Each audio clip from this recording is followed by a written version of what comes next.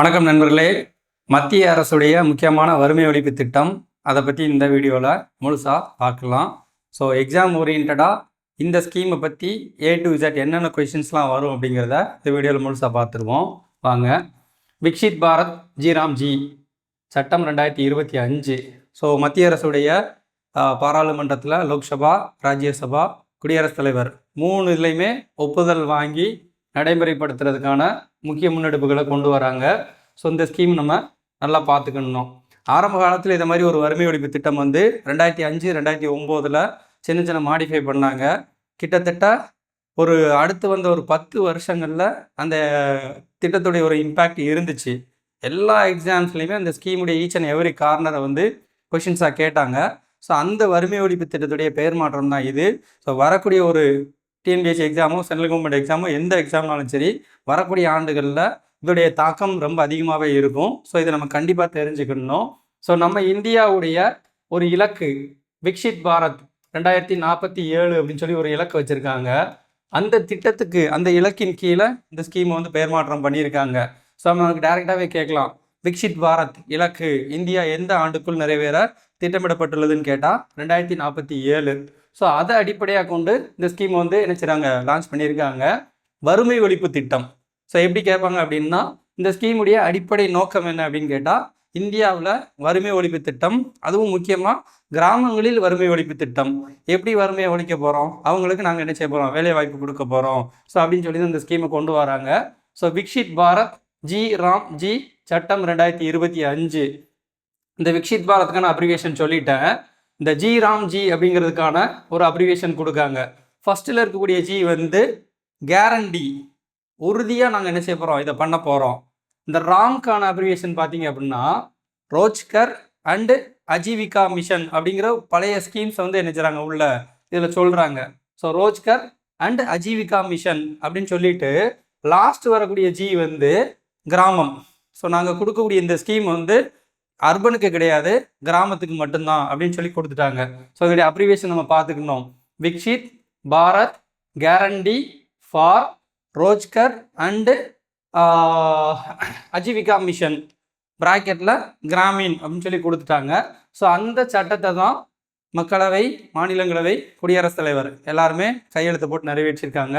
So இதோடைய முக்கியமான இது என்ன அப்படின்னா, 125 நாட்கள் கிராமப்புறங்களுக்கு நாங்கள் என்ன செய்ய போகிறோம், வேலை வாய்ப்பு கொடுக்க போகிறோம்னு சொல்லியிருக்காங்க. ஸோ அது ரொம்ப முக்கியம். ஏற்கனவே இருந்த MGNREGA அப்படிங்கிற ஒரு ஸ்கீமு, சுருக்கமாக MG நரேகான்னு சொல்லுவோம், அந்த ஸ்கீமை தான் மாடிஃபை பண்ணியிருக்காங்க. அந்த ஸ்கீமில் அடிப்படை இது என்ன அப்படின்னு பார்த்தோம்னா 100 நாள் வேலைவாய்ப்பு திட்டம். நம்ம ஊரில் குளத்து வேலைன்னு சொல்லுவோம்ல, அந்த இதுதான். ஸோ அதில் 100 நாட்கள் வேலைவாய்ப்பு கொடுத்த அரசாங்கம் கொடுத்த திட்டத்தை 125 நாட்களாக அப்கிரேட் பண்ணியிருக்காங்க. ஸோ அதோடைய பெயரை மாற்றியிருக்காங்க. ஸோ இது நிறையா வந்து மீடியாவில் வந்து ஒரு இஷ்யூஸ் வந்து கொண்டு வந்துகிட்டே இருக்காங்க. மகாத்மா காந்தி பேரை வந்து என்ன செஞ்சுட்டாங்க, ட்ராப் அவுட் பண்ணிட்டாங்க அப்படின்னு சொல்லி. ஸோ அதுவும் நம்ம தெரிஞ்சு வச்சுக்கணும். Mahatma Gandhi national rural employment guarantee act அப்படிங்கிற ஒரு சட்டம் 2005 கொண்டு வந்தாங்க. 2005 சட்டம் குடியரசுத் தலைவரால் ஒப்பமிடப்பட்டு சட்டம் கொண்டு வந்தாங்க. 2006 நடைமுறைப்படுத்தினாங்க. ஸோ 2005 சட்டம், 2006 நடைமுறைப்படுத்துகிறாங்க. அந்த ஸ்கீம் ஆரம்பத்தில் வரும்போது வெறும் NREGAன்னு மட்டும்தான் இருந்துச்சு.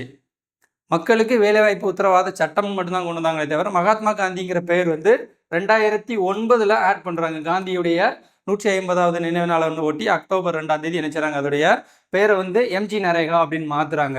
ஸோ MG நரேகா திட்டத்துடைய ஒரு மாற்று தான் என்னது, விக்ஷித் பாரத் ஜி அந்த திட்டம். அதை ஞாபகம் வச்சுக்கணும். இதோடைய அடிப்படை என்ன அப்படின்னு பார்த்தோம்னா 125 நாட்கள் கிராமப்புற மக்களுக்கு வேலைவாய்ப்பு வழங்குறது.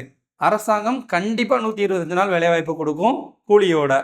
இதில் மொத்தம் வருஷத்தில் 365 நாளில் ஒரு 60 நாள் விவசாயம் செழித்து நடக்கக்கூடிய ஒரு 60 நாட்களில் இந்த ஸ்கீம் கீழே என்ன செய்ய மாட்டாங்க, வேலைவாய்ப்பு கொடுக்க மாட்டாங்க. ஏன்னா எல்லாருமே இந்த ஸ்கீமுக்கு வேலை போயிட்டாங்கன்னா அங்கே அக்ரிகல்ச்சர் பாதிச்சிடும் அப்படிங்கிறனால முக்கியமான சீசன் டைம்லையும் வேளாண்மை செழித்திருக்கக்கூடிய நேரங்களில் வந்து இந்த ஸ்கீம் கீழே என்ன செய்ய மாட்டாங்க, வேலைவாய்ப்பு கொடுக்க மாட்டாங்க. அந்த 60 நாள் தவிர வருஷத்தில் மீதி இருக்கக்கூடிய 305 நாட்களில் என்ன செய்ய போகிறாங்க, 125 நாள் வேலைவாய்ப்பு கொடுப்பாங்க. ஸோ அது ரொம்ப முக்கியமானது. மத்திய மாநில அரசுடைய பங்களிப்பு அப்படின்னு சொல்கிறாங்க.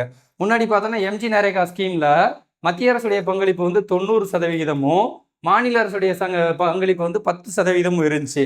இந்த ஸ்கீமில் என்ன பண்ணிட்டாங்க அப்படின்னா மத்திய அரசுடைய பங்களிப்பு 60%, மாநில அரசுடைய பங்களிப்பு 40% சொல்லி கொண்டு வந்துட்டாங்க. இது வந்து இந்தியாவில் இருக்கக்கூடிய எல்லா மாநிலங்கள்லையும் 60% 60% வந்து மத்திய அரசுடைய பங்கு, 40% வந்து மாநில அரசுடைய பங்குன்னு சொல்லிட்டாங்க. இதுவே நம்ம இமயமலை அடிவார பகுதியில் வடகிழக்கு மாநிலங்கள் அப்படின்னு பார்த்தோம்னா அங்கே என்ன சொல்லிட்டாங்க, 90க்கு 10ன்னு சொல்லிட்டாங்க. ஸோ 90% மத்திய அரசு எடுத்துக்கிறோம், 10% அந்த வடகிழக்கு மாநிலங்களோ அல்லது அடிவாரம் இமயமலை அடிவார மாநிலங்களோ அதை பேர் பண்ணிக்கணும். மற்ற எல்லா ஸ்டேட்லையும் 60க்கு 40ன்னு சொல்லிட்டாங்க. இது தவிர அதாவது முதலமைச்சர் இல்லாத, சட்டமன்றம் இல்லாத யூனியன் பிரதேசங்களில் 100% ஃபண்டும் யார் தான் பார்த்துக்க போகிறாங்க, மத்திய அரசு தான் பார்த்துக்க போகிறாங்க. ஸோ இதோடைய ஃபண்டிங் ரேஷியோவும் நம்ம கண்டிப்பாக தெரிஞ்சு வச்சுக்கணும். இது ரொம்ப முக்கியமானது. நம்ம தமிழ்நாட்டை பொறுத்த வரைக்கும் 60% வந்து மத்திய அரசு கொடுக்கும், 40% வந்து நம்ம தமிழ்நாடு அரசு பேர் பண்ணிக்கணும். ஸோ முன்னாடி 90க்கு 10 இருந்துச்சு, அதனால தான் நம்ம கவர்மெண்ட் இதை வந்து என்ன செய்கிறாங்க, அப்போஸ் பண்ணுறாங்க. அதுவும் தெரிஞ்சுக்கணும். ஸோ ஏற்கனவே சொன்னோம் விக்ஷித் பாரத் அப்படிங்கிற ஒரு 47ங்கிற இலக்கு. ஸோ அதை நம்ம என்ன செஞ்சுக்கணும், ஞாபகப்படுத்திக்கணும். இதில் வந்து முக்கியமான 4 அடிப்படை நோக்கம் சொல்கிறாங்க. என்ன அப்படின்னா, ஒரு கிராமத்துடைய அடிப்படை கட்டமைப்பை என்ன செய்யணும், இந்த திட்டத்தின் கீழ் மாற்றணும்.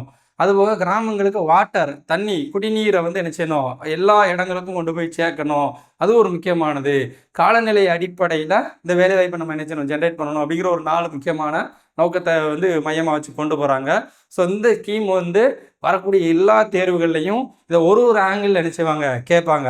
ஒரு எக்ஸாம்பிள் வந்து இதோடைய சேலரி ரேஷியோ என்ன அப்படின்னு சொல்லி கேட்கலாம். ஒரு எக்ஸாம்பிள் இதோடைய வேலைவாய்ப்பு நாட்கள் என்ன அப்படின்னு சொல்லி கேட்கலாம். ஒரு எக்ஸாம்பிள் எந்த ஸ்கீமை வந்து மாற்றினாங்கன்னு சொல்லி கேட்கலாம். ஒரு எக்ஸாமில் இதோடைய அப்ரிவியேஷன் கேட்கலாம். ஒரு எக்ஸாமில் இது எப்போ நடைமுறைப்படுத்துகிறாங்க அப்படின்னு இதையே மாற்றி வேறு வேறு கேட்கலாம். ஸோ ரொம்ப ஒரு முக்கியமான ஐகானிக் ஸ்கீமு, சென்ட்ரல் கவர்மெண்ட்டுடைய ஸ்பான்சரிங் ஸ்கீமு. ஸோ கம்பல்சரி நம்ம இதை எக்ஸாம் ப்ரிப்பேர் பண்ணவங்க தெரிஞ்சுக்கணும். தேங்க்யூ.